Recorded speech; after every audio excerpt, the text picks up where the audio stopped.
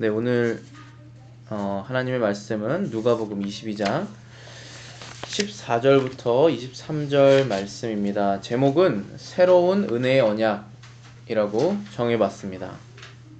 새로운 은혜의 언약. 교회의 모든 의식들이 있고 교회에서 하는 것들이 있습니다. 우리가 예배를 드리는 것, 예배를 기도로 시작하고 축도로 마치는 것, 그 안에 말씀이 있고 찬양이 있고 헌상이 있고 그러한 모든 내용들이 교회에서 하는 것들입니다.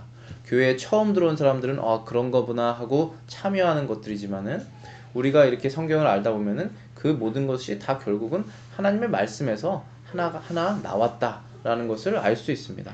마찬가지로 교회에 신약교회에 예수님께서 주신 허락하신 성례가 두 개가 있습니다. 하나는 세례이고 나머지 하나는 성찬입니다. 세례는 구원받은 사람이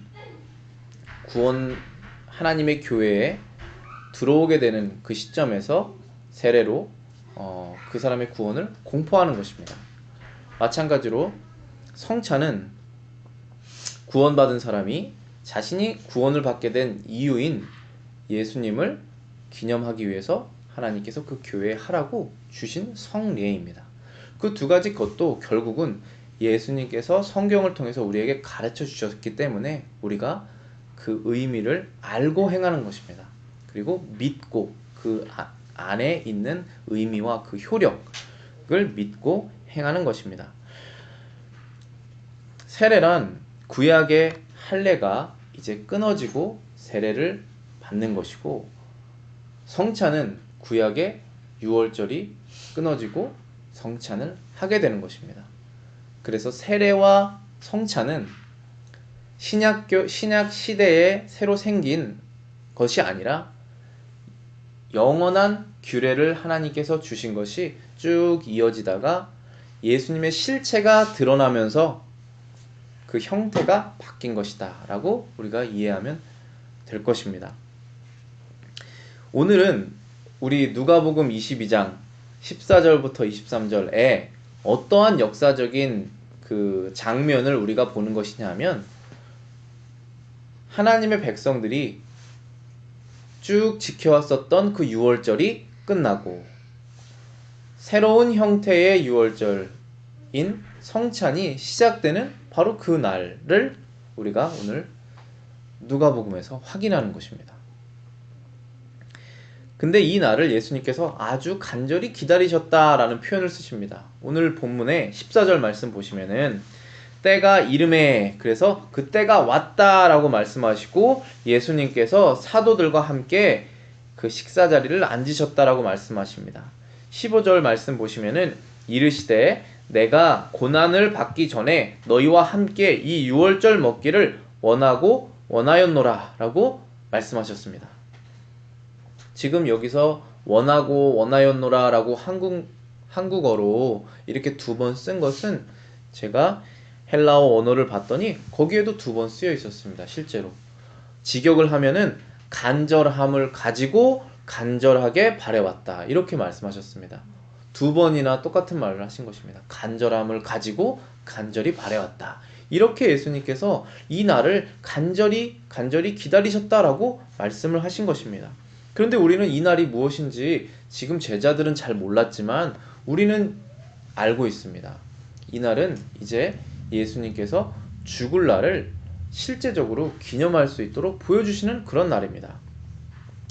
15절에 말씀하시기를 내가 고난을 받기 전에 너희와 함께 이 유월절 먹기를 원하고 원하였다 라고 말씀하셨습니다. 유월절 양이 결국은 무엇입니까? 이스라엘 백성들이 그 몇 천년 동안 잡아서 죽이고 먹었고 1년 동안 그 축제를 했었던 그 절기를 지켰던 그 유월절 양이 결국은 예수님의 육체를 말하고 있는 것입니다. 이스라엘 백성들은 애굽 사람들처럼 죄가 없었습니까? 똑같은 하나님 앞에서의 죄인이었습니다. 그런데 하나님께서 아브라함에게 내가 너의 하나님이 되기로 약속하고 너의 자손의 하나님이 되기로 약속하겠다라는 그 약속을 주심으로 인해서 그들이 하나님의 백성이 된 것입니다. 누가 더 의롭기 때문에 된 것이 아닙니다. 이스라엘 백성들도 결국은 애굽 사람들처럼 애굽의 장자가 죽었을 때 그들도 다 장자가 죽어도 할 말이 없는 그러한 똑같은 사람이었다는 것입니다. 그런데 자신의 애굽의 장자들을 죽는 대신에 결국은 장자로 표현된 그 이스라엘 민족 전체의 생명을 하나님께서 보호하시는 대신에 하나님께서 요구하신 것이 있었습니다. 그것은 양이었습니다. 흠이 없는 유월절 제물을 하나님께서 취하시는 대신에 이스라엘 백성을 죄가 없는 것처럼 인정하고 넘어가시겠다라고 말씀하신 것입니다. 그 약속대로 이스라엘 백성들의 장자는 죽지 않았고 그들은 종의 신분에서 놓여서 구원을 받게 되었습니다. 그때부터 애굽에서 이스라엘 백성들이 탈출하게 돼서 출애굽하여서 지금까지, 지금 예수님이 제자들과 함께 있을 때까지, 그 시기까지 계속적으로 유대인들이, 이스라엘 백성들이 지켜왔던 그 유월절 어린 양, 그 어린 양을 이제 예수님이 같이 드시는 그런 날이 된 것입니다. 결국은 그 유월절 어린 양은 예수님의 육체를 말씀하시는 그 상징인데, 그 상징적인 육체를 예수님께서 제자들과 같이 먹는 그 날을 지금 기다리고 계셨다라는 말씀인 것입니다.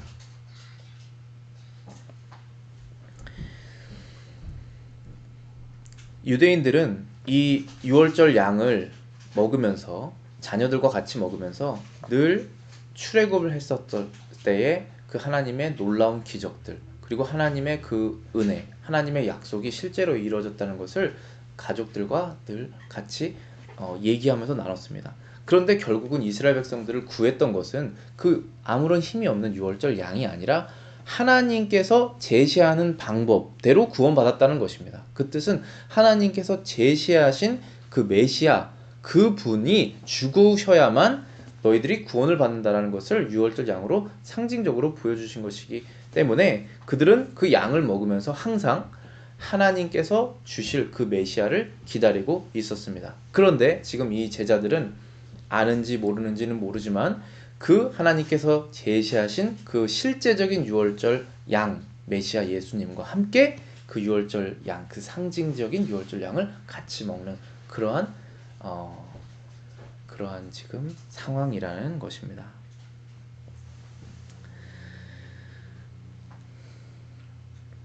그리고 지금 우리는 신약시대에 사는 저희들은 유월절이 어떻게 끝났고 성찬이 어떻게 제정됐는지를 이미 다 아는 우리들은 이달 마지막에도 성찬을 하겠지만 우리는 그 성찬을 하면서 이때 예수님께서 제정하신 대로 성찬을 따르며 똑같은 신앙으로 성찬에 참여하는 것입니다. 이스라엘 백성들이 다가올 메시아, 그들을 위해서 죽으실 그 메시아를 기다리면서 유월절을 참여한 것처럼 우리도 우리를 위해서 죽으신 그 십자가에서 죽으신 예수님을 기억하며 그분 없이는 우리도 똑같이 죽어야 될 존재라는 것을 고백하며 성찬을 참여하는 것입니다. 같은 신앙으로 우리가 그 성찬에 참여합니다. 이스라엘 백성과. 그러나 이 시점을 기점으로 상징은 사라지고 실체만 남게 된 것입니다.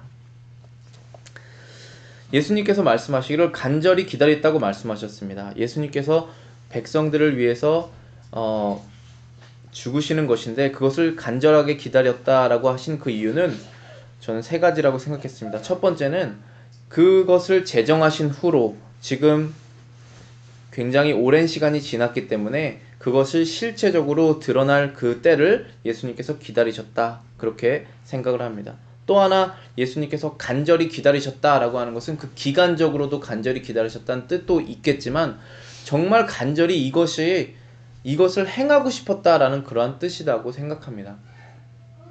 그것은 무엇이냐면 하나님 아버지의 뜻대로 자신이 자발적으로 죽으시는 것입니다. 잡히시고 고난당하시고 경멸당하셔서 십자가에서 죽으시는 것을 어쩔 수 없이 하신 것이 아니라, 작정됐으니까 하시는 것이 아니라 자발적으로 간절히 원하셨다라는 말씀입니다. 근데 우리는 여기에서 어떤 것을 볼 수 있냐면은 하나님의 말씀을 지키는 것이라는 것은 이것이다 라는 것입니다. 예수님께서 죄가 없으시다고 하셨습니다. 그래서 희생하실 수 있는 흠이 없는 희생 제물이 되셨습니다. 죄가 없다는 뜻은 무엇이냐면 쉽게 말하면 하나님의 뜻을 거스른 적이 없는 것입니다. 하나님의 아버지께서 하라고 하신 명령을 거스른 적이 없는 것입니다. 그런데 그것이 행동으로 거스른 것이 아니라 마음으로 거스른 적이 없다라는 것입니다. 그래서 우리는 예수님을 하나님의 아들 신이라고 부르는 것입니다. 우리는 행동으로 하나님이 하지 말라는 것을 안 할 수 있습니다. 그리고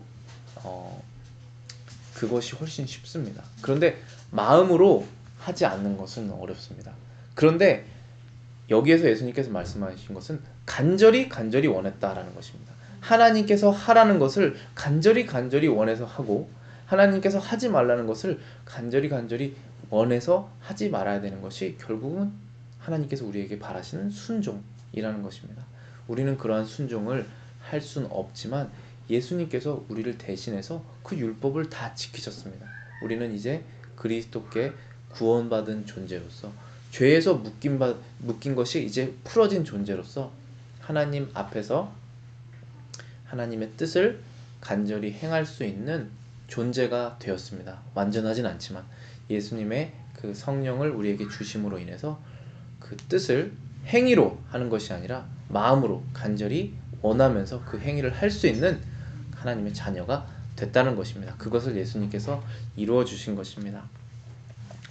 또 예수님께서 간절히 원하셨다라고 하는 그러한 것은 하나님의 백성들을 간절히 사랑하셨다라는 말과 동일한 것입니다.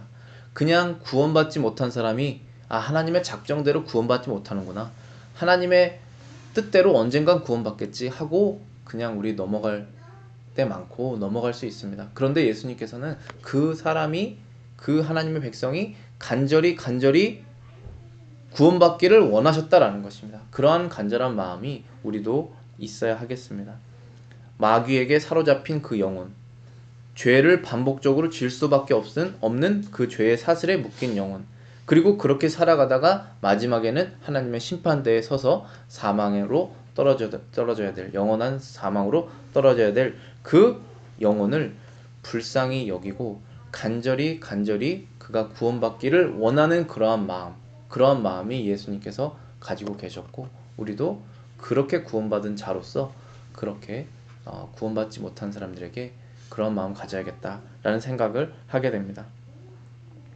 16절 말씀에 보시면은 내가 너희에게 이르노니 이 유월절이 하나님의 나라에서 이루기까지 다시 먹지 아니하리라 라고 말씀하시면서 이 세상에서 유월절은 이제 끝이다 라는 말씀을 하신 것입니다. 초반부에도 말씀드렸듯이 이제는 유월절 양을 하나님의 백성들이 잡아서 먹지 않습니다. 우리 하나님의 신실한 신자들인데 유월절 지키지 않습니다. 양을 잡아먹지 않습니다. 예수님께서 다시는 유월절 하지 않겠다라고 말씀하셨습니다. 우리는 그 이유가 예수님께서 실제적인 유월절 양이신데 그가 십자가에서 모든 것을 이루셨기 때문에 그것이 할 필요가 없다는 것도 알고 있습니다. 근데 예수님께서는 다시 그것을 하시겠다라는 식으로 지금 여기서 말씀하십니다. 16절에 보시면은 이 유월절이 하나님의 나라에서 이루기까지 다시 먹지 아니하리라 말씀하셨습니다. 하나님의 나라가 이르면 이 유월절을 다시 드시겠다라고 말씀하시는 거라고 생각합니다.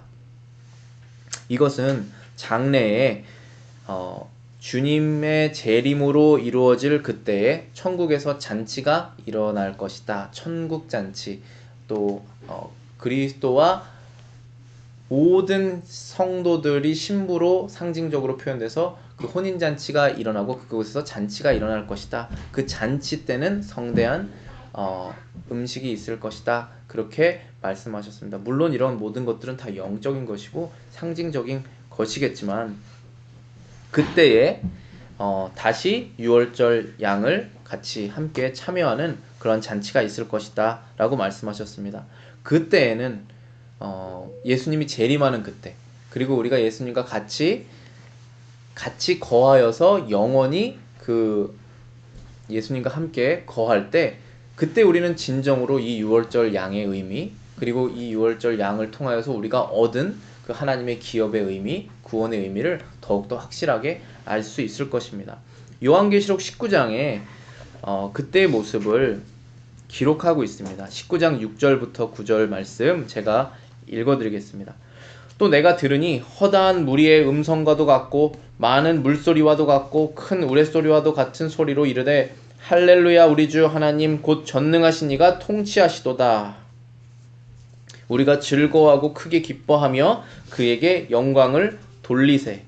어린 양의 혼인 기약이 이르렀고 그의 아내가 자신을 준비하였으므로 그에게 빛나고 깨끗한 세마포 옷을 입도록 하셨으니 이 세마포 옷은 성도들의 옳은 행실이로다 하더라. 천사가 내게 말하기를 기록하라. 어린 양의 혼인잔치에 청함을 받은 자들은 복이 있도다 하고 또 내게 말하되 그것은 하나님의 참되신 말씀이라 하기로. 지금 천국에서 어린 양의 혼인잔치가 이르러서 그의 아내 모든 성도들이 자신을 준비하여서 그 혼인잔치에 참여하였다고 하였습니다. 그 성도들이 준비한 것은 뭐였냐면은 깨끗하고 빛나는 세마포 옷을 입은 것이 준비라고 말씀하셨습니다. 그것을 입은 사람들은 지금 혼인잔치에서 참여 그리고 청함을 받아서 다 참여해서 그 잔치에 참여한다고 하셨습니다. 이 예수님께서 다시 천국 하늘나라가 왔을 때 이 유월절을 다시 하겠다라고 하는 것은 분명히 이 말씀일 것입니다. 그때 거기에 참여할 수 있는 사람들은 세마포 옷을 입은 사람들이라고 말씀하셨습니다. 그 세마포 옷은 성도들의 옳은 행실이라고 말씀하셨습니다. 우리가 어떠한 옳은 행실을 해야 그 세마포 옷을 입을 수 있겠습니까? 지금 예수님께서 십자가에서 그 옷을 우리에게 마련해 주시는 것입니다. 우리는 아무리 옳은 일을 해도 우리의 더러운 옷을 벗을 수 없고 새로운 옷을 입을 수 없습니다. 이 세마포 옷은 무엇이냐면 예수님께서 우리에게 주시는 옷입니다. 그 옷은 우리가 믿음으로 얻을 수 있습니다. 그래서 우리가 성도가 옳은 일을 했다라고 하면 그 옳은 일은 결국은 예수님을 믿는 것입니다. 예수님을 믿는 그 행위가 옳은 일이 되는 것입니다. 그 믿음을 갖고 있는 사람들은 이제 마지막 예수님이 오실 때 유월절 잔치에 실제적인 잔치에 참여하게 될 것입니다. 18절에 보시면은 내가 너희에게 이르노니 내가 이제부터 하나님의 나라가 임할 때까지 포도나무에서 난 것을 다시 마시지 아니하리라고 말씀하셨습니다. 똑같은 말씀입니다. 하나님의 나라가 임할 때 예수님이 재림하실 때까지는 유월절 양을 먹지 않겠다. 포도나무에서 난 것을 마시지 않겠다라고 말씀하셨습니다. 똑같은 내용을 마태복음 26장 29절에는 이렇게 말씀하십니다. 그러나 너희에게 이르노니 내가 포도나무에서 난 것을 이제부터 내 아버지의 나라에서 새 것으로 너희와 함께 마시는 날까지 마시지 아니하리라. 제자들에게 말씀하시기를 내 아버지의 나라에서 새 것으로, 지금 이 포도주가 새 것이 아닌데 그때에는 새 것이 될 것인데 그 새 것으로 아버지의 나라에서 너희와 함께 마시게 날까지 마시지 않겠다라고 말씀하셨습니다. 즉 하나님의 나라가 임하면 이 포도주가 새 것이 된다. 새 하늘과 새 땅에서 모든 것이 새롭게 될 때 이 포도주도 새롭게 될 것이다. 그때에 너희들과 함께 마실 것이다 라고 말씀하셨습니다. 이때 제자들이, 여기 함께 있었던 제자들이 다 그 천국잔치에 참여해서 예수님이 주시는 그 새 포도주를 같이 마시며 천국잔치를 하게 될 것입니다. 이것은 이미와 아직 그 개념입니다. 우리가 예수님께서 십자가에서 구원을 다 이미 이루셨지만 마지막에 예수님께서 재림하실 때까지 그 모든 것이 완성이 되지는 않습니다. 이미 이루셨지만 아직 완성되지 않았다라는 말씀을 우리가 성경에서 늘 하고 계십니다. 우리가 이미 구원받았지만 아직 육체 가운데 살기 때문에 우리가 완전히 거룩한 삶을 살지 못하는 것. 그러나 마지막에 우리가 죽는 순간, 예수님이 재림하시거나 우리가 죽는 그 순간에는 완전하게 거룩하게 돼서 우리의 구원이 완성되는 것처럼 이 유월절 이 성찬도 이때 이미 완성됐지만 예수님이 오실 때까지는 완전하게 완성되지 않았다라는 그런 말씀입니다. 오늘 제가 읽었던 히브리서 10장 10절부터 14절 말씀 한번 보시겠습니다.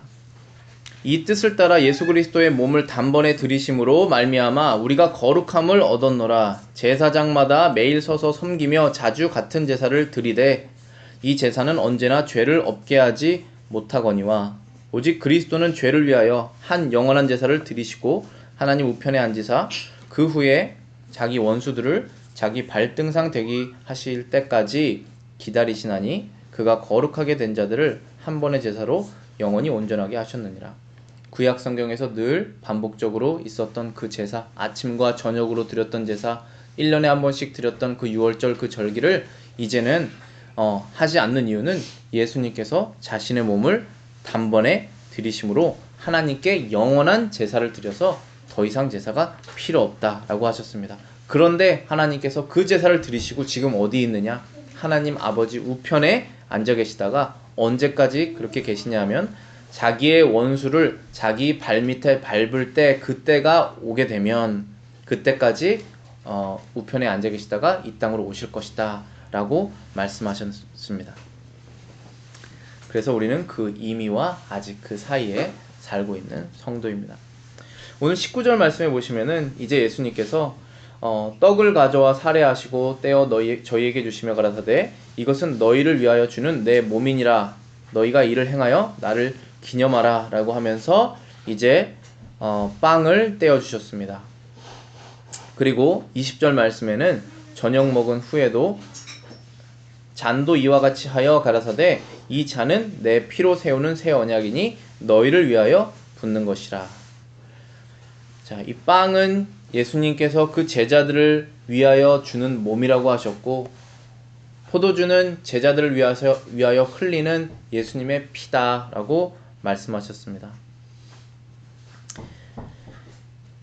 성찬은 영적으로 우리가 예수님의 몸을 받는 일에 참여하는 것이고 이스라엘이 출애굽을 할 때 그 어린 양을 잡아먹으면서 그거 하나님의 구원을 기억한 것처럼 우리도 빵을 먹으며 우리를 구원하신 예수님의 그 죽음을 기억하는 것입니다.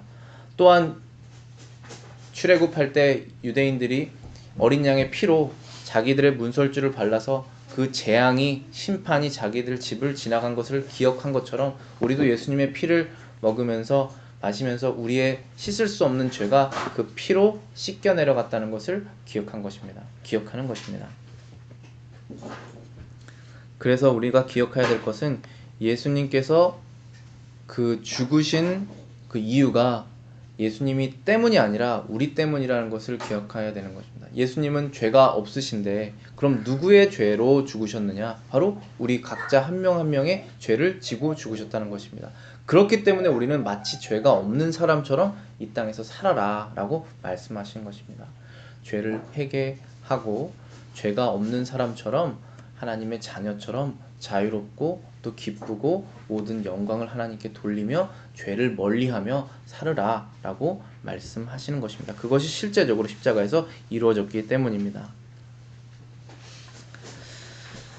예수님께서 새 언약이라는 표현을 쓰셨습니다. 20절 말씀에 새 언약이니 내 피로 세우는 새 언약이니 라는 말씀을 하셨습니다.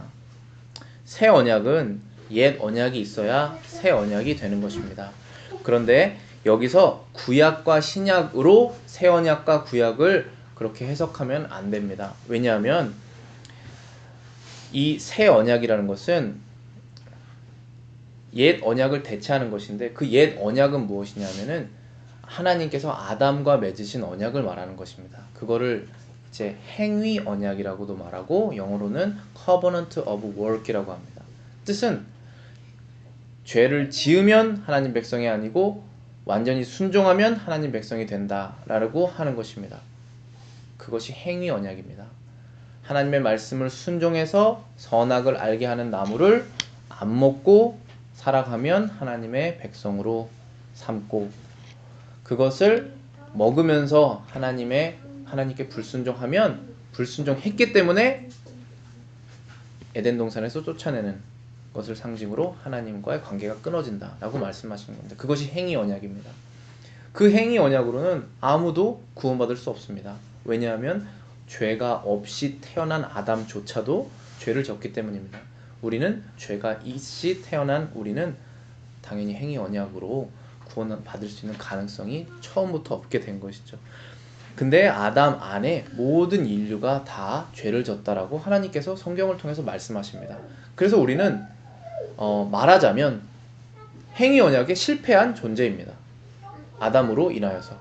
그래서 우리는 행위 언약으로는 구원받을 수 없기 때문에 새 언약을 하나님께서 세우신 것입니다. 창세기 3장에 바로 그 언약을 예수님께서 오랜 시간이 지났다가 이제 실제적으로 보여주신 것입니다. 이스라엘 백성들은 그 은혜의 언약을 믿음으로 유월절 행사를 하고 제사를 아침 저녁으로 드리면서 하나님께 죄의 용서를 구했던 것입니다.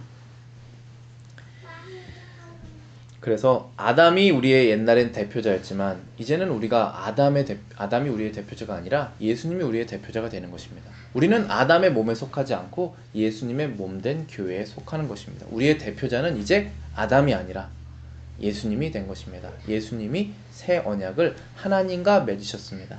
이 언약이라는 것은 결국은 계약을 말합니다. 계약. 이렇게 하면 뭐 하겠다라는 것이 바로 계약입니다. 근데 아담은 하나님과의 계약에서 실패하였습니다. 그래서 아담에 속한 모든 자들이 다 사망에 이르렀습니다. 이 세상에 사망이란 것이 들어오게 되었습니다. 그런데 그 새로운 계약을 다른 계약을 예수님과 하나님의 아들 예수님과 하나님 아버지가 맺으신 것입니다. 그것이 바로 새 언약이고 우리는 그 새 언약에 속하게 된 자들입니다. 온 인류 중에 그리스도 안에 속한 자들 그들이 바로 새 언약에 속한 자들입니다. 이 내용을 성경에서 굉장히 많이 거의 성경 전체가 다루고 있지만 로마서 5장에 더 특별하게 자세히 다루고 있습니다. 로마서 5장 18절하고 21절을 제가 읽어드리겠습니다. 그런즉 한 범죄로 많은 사람이 정죄에 이른 것 같이 한 의로운 행위로 말미암아 많은 사람이 의롭다 하심을 받아 생명에 이르렀느니라. 아담으로 정죄에 이르렀지만 예수님의 의로운 행위로 우리가 생명에 이르렀습니다. 21절에 이는 죄가 사망 안에서 왕노릇한 것 같이 은혜도 또한 의로 말미암아 왕노릇하여 우리 주 예수 그리스도로 말미암아 영생에 이르게 함이라. 이제는 우리가 은혜가 있기 때문에 하나님께 영생을 받았습니다. 우리가 말씀을 잘 지켜서 영생을 받는 것이 아니라 은혜를 받아서 영생을 얻게 되는 것입니다. 내 피로 세우는 새 언약이라고 하셨을 때 이 약속을 했을 때 가장 강력한 힘은 아마 그 약속을 지키지 않으면 내가 죽겠다라고 하는 자기 생명을 거는 약속일 것입니다.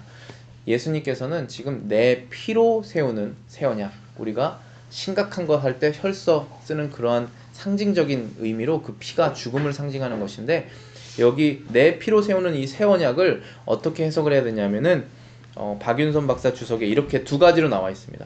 그 계약이 그리스도의 죽으심의 공로에만 기초하고 성립되고 사람의 행위랑은 관계가 없다라는 뜻이다 했습니다. 뜻은 예수님이 죽으셨기 때문에 그 계약이 성립되는 것이지 사람이 선행을 해서 그 계약이 성립되는 언약이 아니다. 예수님의 피로만 그 새 언약이 성립되는 것이지 심지어 우리 자신이 내가 죽을 만큼 하나님께 의로운 행위를 하겠습니다. 내가 다시 한번 죄를 지면 나를 죽여주십시오 해도 그 피로는 이 새 언약이 맺어질 수가 없다. 왜냐하면 이미 흠이 있는 우리이기 때문이다. 그런 말씀을 하신 것입니다. 예수님의 행위로만 우리가 그 언약에 참여할 수 있다. 또한 두 번째로는 피로써 계약한다 함은 바뀌지도 않고 깨어지지도 않고 영원하다는 것입니다. 이 죽음이 가지고 있는 그 강력함인 것처럼 이 피로 맺은 언약은 영원히 변하지 않는 언약이다라는 그러한 뜻입니다. 그래서 우리는 이 피로 맺어진 새 언약에 속한 우리들은 그게 무슨 뜻이냐면 예수님께서 죽으셔서 영원히 변하지 않는 그 예수님의 의로운 죽으심으로 인하여 우리도 은혜로 구원을 받았다라는 그러한 뜻입니다. 그래서 이 새 언약을 은혜의 언약이라고 표현합니다. 그래서 Covenant of Grace라고 표현합니다. Covenant of Grace는 한 줄로 요약을 말씀드리면 하나님 아버지께서 그 아들과 맺으신 언약입니다. 그런데 그 언약의 조건은 예수 그리스도께서 만약 하나님 아버지의 율법의 말씀에 완전하게 순종을 한다면 그 완전한 순종한 그분이 죽으실 필요가 없지만 다른 사람을 위해서 대신 죽게 하시겠다라는 것입니다. 그래서 다른 사람을 위해서 죽으시고 그것을 믿는 사람은 예수님께서 그 순종함으로 하나님 아버지께 얻은 그 하나님의 나라에 속하게 되는, 힘이 되는 그러한 언약입니다. 그것이 바로 은혜의 언약입니다. 그런데 이 언약을 제자들에게 알려주십니다. 알려주실 때 21절에 그러나라는 단어를 쓰시면서 헬라어 단어로는 다만 하고 조건을 여기서 조건이라기보다도 하나의 예외 상황을 말씀하시는 것입니다. 예외 상황은 바로 유다를 말씀하시는 내용입니다. 그러나 보라, 나를 파는 자의 손이 나와 함께 상위에 있도다. 지금 예수님께서 이 새 언약, 아담이 실패해서 모든 사람이 죽었지만 이제 하나님께서 약속하신 그 6월절 어린 양의 실체 예수님께서 죽으셔서 그 언약을 주시겠다, 약속하시겠다, 하나님 나라를 주시겠다라고 하는 그 내용을 말씀하시면서 그리고 마지막에 천국에서 너희들과 다시 이 6월절을 다시 잔치를 벌이겠다라고 예수님께서 약속을 하실 때 다만 한 명 빼고 그 잔치를 벌일 것이다 라고 말씀하십니다. 그것은 바로 가룟 유다입니다. 유다는 예수님과 3년 동안 같이 다니면서 헌신했다면 헌신적인 삶을 살았고 예수님과 예수님의 말씀을 수많은 그런 상황에서 들었고 제자들과 함께 선행도 했었을 것입니다. 그런데 이 언약에 참여하지 못한다라고 예수님께서 딱 선을 정하십니다. 그것은 예수님을 마음으로 믿고 그 나라에 속해지는 사람과 행위로서 하는 사람과는 다르다라는 그런 뜻입니다. 우리가 성찬을 해도 심지어 이스라엘 사람들이 6월절 양을 먹었어도 믿음이 있게 먹은 사람과 믿음이 없게 먹은 사람은 그 언약에 속하느냐 속하지 않느냐라는 것입니다. 단적으로 이스라엘 사람들이 몇천 년 동안 6월절을 지키면서 그 6월절 양을 먹었던 사람들은 그럼 다 천국에 갔느냐? 그렇지 않겠죠. 당연히 수많은 우상들을 섬겼고 이스라엘 백성들이 구약 시대 내내 그 중에서 믿는 사람들만 천국에 갔다는 것입니다. 예수님을 그 어린 양에게 효력을 주신 하나님의 그 능력을 믿고 그것을 참여한 사람들만 천국에 들어가는 것처럼 이 성찬에도 그것에 어떠한 하나님께서 정하신 그 능력, 그 구원자를 믿으면서 참여하는 사람만 천국에서 마지막에 예수님과 같이 6월절 만찬을 참여할 것이다 라고 말씀하시는 것입니다. 다만 하면서 한 명을 딱 제한하신 것입니다. 이 가룟 유다를.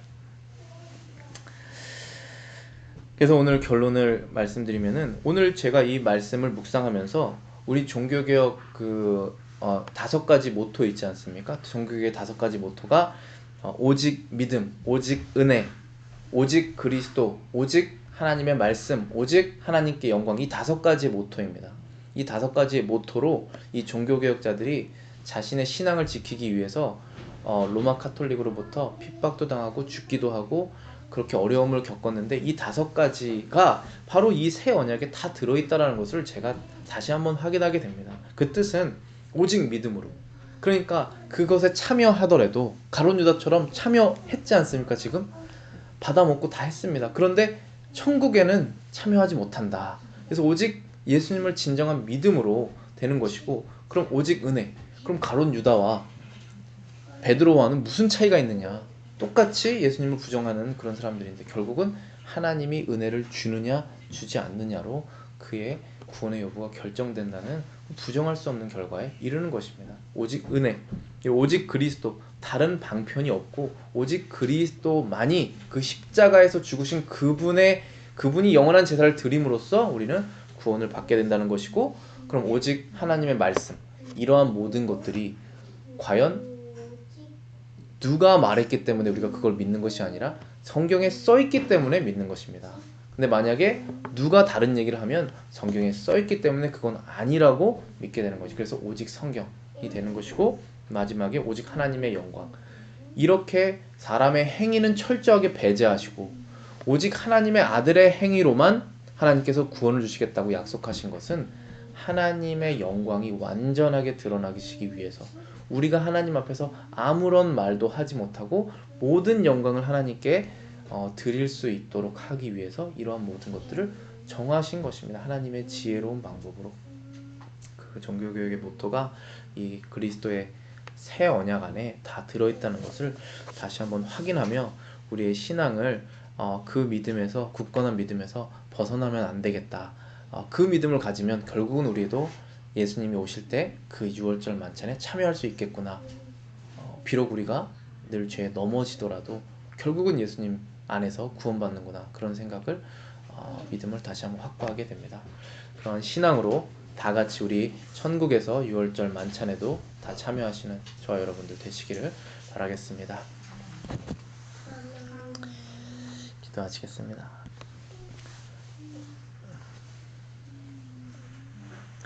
하나님 아버지, 감사합니다. 이 시간 우리가 하나님의 말씀을 통하여서 그리스도 안에 있는 구원, 그리고 그것을 오직 믿음으로써 참여할 수 있다는 모든 것이 은혜라는 것을 하나님 발견하게 됩니다. 하나님 용서하여 주시어서 감사드리고, 하나님의 귀한 아들을 우리 죄인들을 위해서 주신 하나님의 놀라운 은혜를 감사를 드립니다. 모든 말씀 예수님의 이름으로 기도합니다. 아멘.